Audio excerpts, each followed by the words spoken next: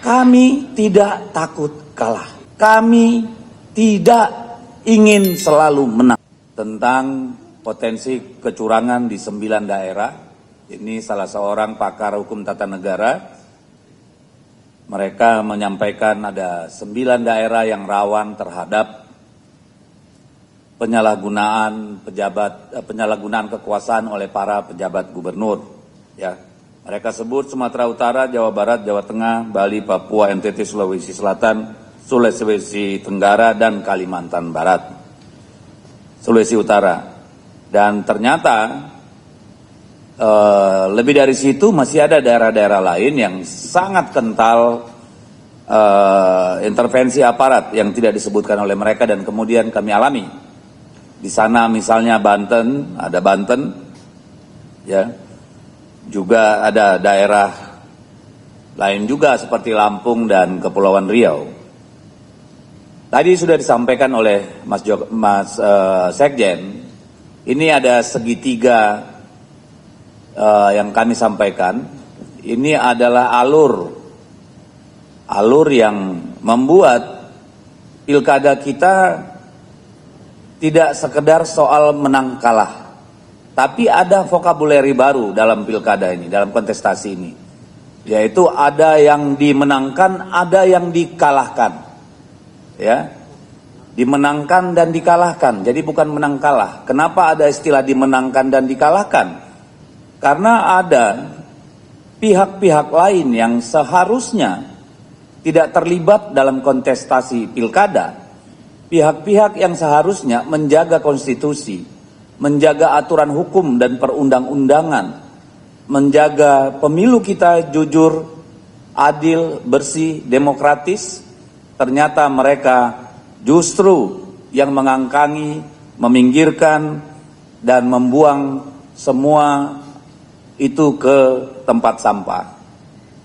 Sudah kita pahami pada pemilu pilpres yang lalu terjadi banyak anomali, banyak pelanggaran dalam pemilu bulan Februari. Dan itu dibuktikan dengan keputusan Mahkamah Konstitusi yang bersifat dissenting opinion, ya, terhadap penetapan presiden. Jadi secara moral dan secara substantif pemilu kita kemarin cacat karena berbagai tindakan pelanggaran yang TSM sifatnya, ya, terstruktur, sistematis, dan masif. Budaya politik buruk ini kami namakan sebagai budaya Jokowisme, karena bermula pada saat seorang penguasa bernama Jokowi dengan segala cara, dengan segala kekuasaan yang dimilikinya, melakukan upaya-upaya untuk menghasilkan pemilu sesuai keinginannya. Apakah target, sasaran dari kegiatan itu adalah seluruh populasi pemilih? Sudah tentu tidak. Tetapi didesain untuk jumlah persentase yang memadai agar agenda mereka tercapai.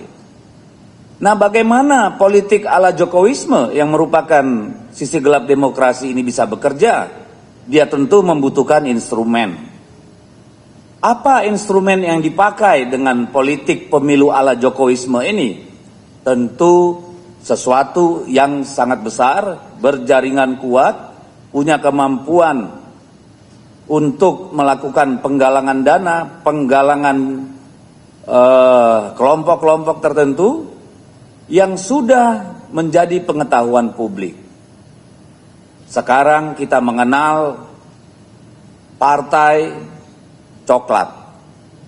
Partai Coklat sudah menjadi kosakata baru dalam politik Indonesia, sudah dibicarakan oleh media massa. Tadi sudah disebut di dalam bocor halus, sudah disebutkan di dalam gedung DPR, baik Komisi 2 maupun Komisi 3 juga sudah mensinyalir masalah ini. Jadi ini bukan sesuatu yang baru.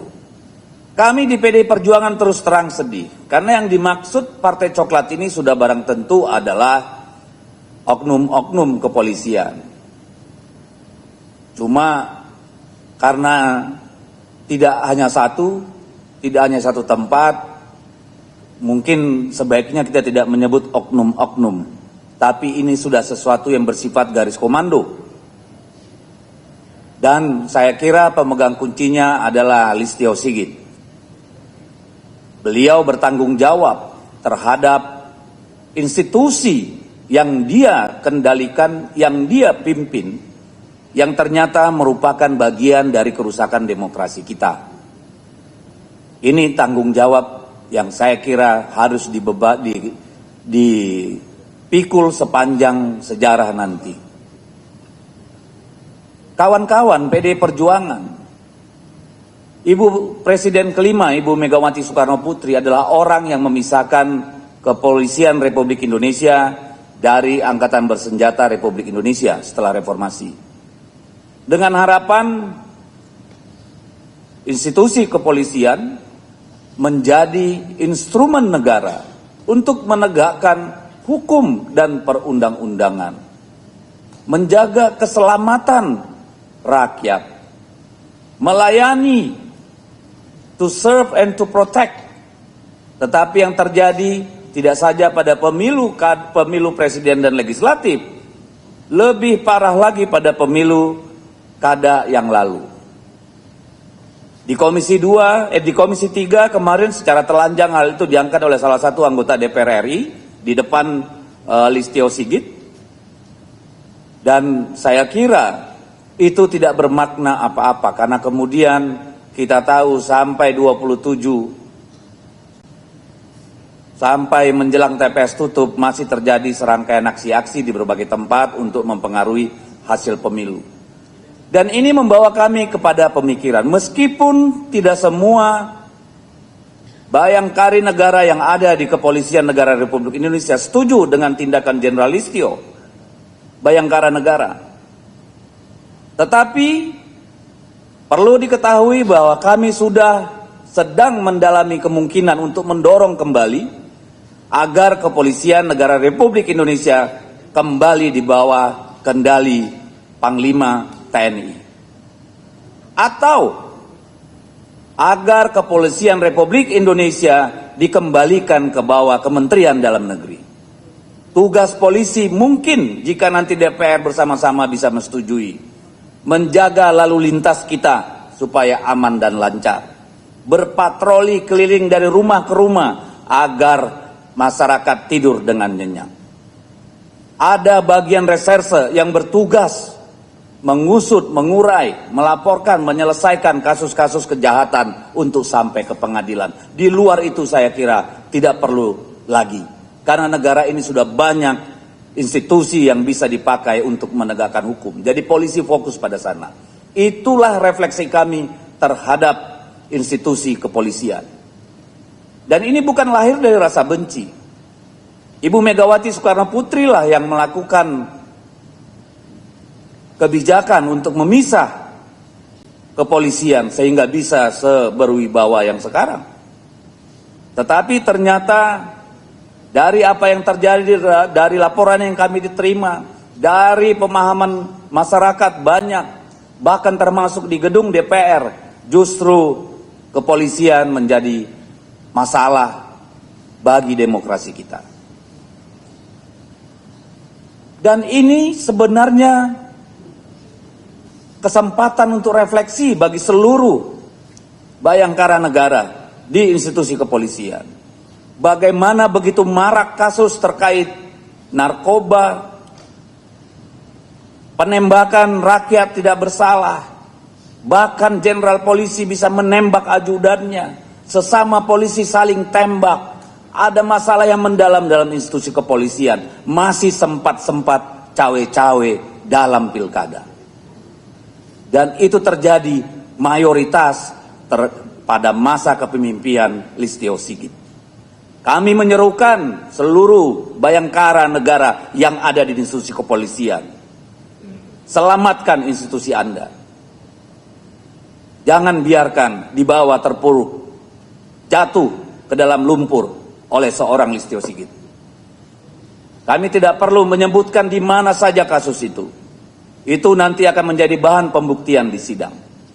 Tapi kami ingin menyampaikan kepada seluruh rakyat, ada seorang Listio Sigit yang harus bertanggung jawab atas apa yang terjadi belakangan ini. Yang kedua, dari segitiga ini ada yang namanya PJ kepala daerah. PJ kepala daerah ini semua berada di bawah kendali Kementerian Dalam Negeri. Seharusnya lah menjadi tugas mereka memastikan tidak ada yang namanya PJ kepala daerah menjadi alat tim sukses pasangan calon di dalam kontestasi pilkada.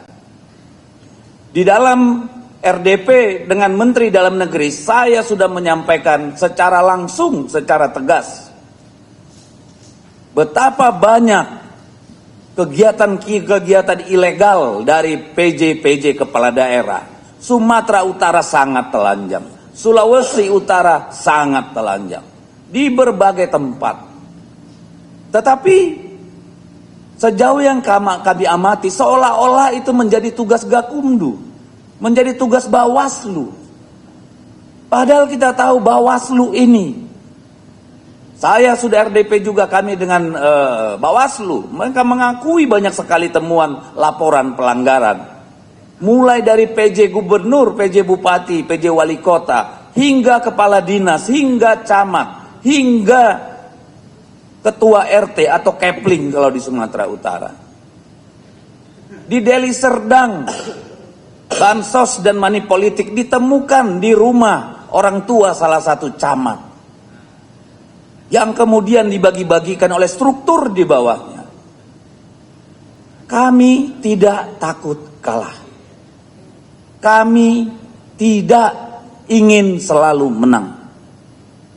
Tapi kami ingin kontestasi ini berjalan dengan semangat yang ditentukan oleh undang-undang, luber dan jurdil.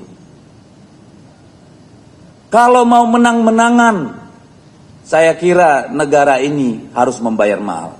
Oleh karena itu kami mengucapkan terima kasih kepada seluruh jajaran partai, kepada seluruh jajaran tim kampanye pemenangan calon di seluruh Indonesia, kepada seluruh rakyat Indonesia yang masih bisa menahan diri atas perilaku kekuasaan menyimpang dari parcok dan para kepala daerah yang menjabat ini.